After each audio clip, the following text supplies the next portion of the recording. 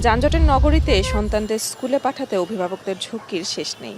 সকাল হতে না হতেই নগরীর পথে ঘাটে দেখা যায় কেউ স্কুলে যাচ্ছে বাবার পেছনে মোটরসাইকেলে বসে, কেউ রিকশায়, কেউ বা হেঁটে। বেশিরভাগ সময়ই সন্তানদের নিরাপত্তার কথা মাথায় রেখে অভিভাবকরা যান সঙ্গে। আবার যাদের সামর্থ্য আছে তারা যান ব্যক্তিগত গাড়িতে। এ কারণে স্কুল শুরু আর শেষের সময় সড়কে তীব্র যানজটের সৃষ্টিও হয়। এসব থেকে মুক্তি পেতে নগর পরিকল্পনাবিদরা বরাবরই বলে আসছেন স্কুল বাস সার্ভিস চালুর কথা। অবশেষে রাজধানীর উত্তর সিটি কর্পোরেশনের বনানীর বিদ্যানিকেতন স্কুল অ্যান্ড কলেজের প্রায় ৫,০০০ শিক্ষার্থীর নিরাপদে যাতায়াতের জন্য চালু করা হলো স্মার্ট স্কুল বাস সার্ভিস। স্কুলের সামনেই রাখা বিআরটিসি বাসগুলোকে তাই সাজানো হয়েছে ফুল আর বেলুন দিয়ে। এই বাস সার্ভিসে থাকবে জিপিএস ট্র্যাকার, জিআইএস প্রযুক্তি, ডিজিটাল হাজিরা এবং আইপি ক্যামেরা। এই সার্ভিসের মাধ্যমে ছাত্রছাত্রীদের অভিভাবকরা সহজেই সন্তানদের অবস্থান মোবাইল ফোনের মাধ্যমে জানতে পারবে। এমন ডিজিটাল বাস সার্ভিস পেয়ে খুশি শিক্ষার্থীরাও। স্বাস্থ্য এবং স্বাদের মধ্যে চমৎকার একটা ব্যালেন্স করে পীর প্রিমিয়াম আয়োডাইজড লবণ।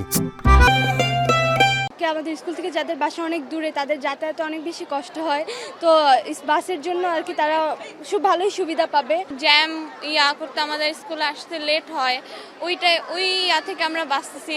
আর আমাদের গার্ডিয়ান অভিভাবকরা এই জন্য নিশ্চিন্তে আমাদের বাসে দিতে পারতেছে, কেননা আমরা সব একসাথে যাবো, এখানে আমাদের দেখে শুনে রাখা হবে, কোনো সমস্যা হলে দেখা যাবে। এই জন্য আমাদের স্কুল বাস চালু হচ্ছে, আমার যাতায়াতে অনেক সুবিধা হবে এবং আমি মনে করি যে এটা আমার জন্য অনেক সুবিধাদায়ক হয়েছে। ওঠার সাথে সাথে মেসেজ যাবে, নামার পরে মেসেজ যাবে, তো গার্জেনদের চিন্তা করতে হচ্ছে না। আর বাচ্চারা এখন ঠিক মতো স্কুলে আসবে, স্কুলের দায়িত্বে আসবে। এ সময় ঢাকা উত্তরের মেয়র রাজধানীর উত্তরের প্রতিটি শিক্ষা প্রতিষ্ঠানগুলোকে স্কুল বাস সার্ভিসের আওতায় আনার আহ্বান জানান। অন্যথায় স্কুল বন্ধের হুঁশিয়ারি দেন তিনি। বাসগুলা কোন রুটে যাবে, কোন দিক দিয়ে যাবে, প্যারেন্টসরা কিন্তু বসে বসে অ্যাপসের মাধ্যমে দেখতে পারবে।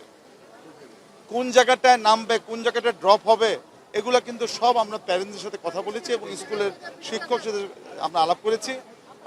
আমি সবাইকে অনুরোধ করব, যারা বিভিন্ন জায়গায় স্কুল করেছেন আবাসিক এলাকাতে, আপনাদের কিন্তু সময় আসছে, আপনারা আমাদের স্কুল বাসে আসুন, নচেত আমরা কিন্তু আপনাদের সেই স্কুলগুলো কিন্তু বন্ধ করে দিতে বাধ্য থাকবো।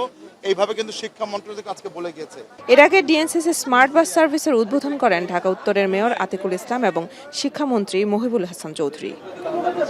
মেহেরিন অ্যানি, এখন, ঢাকা।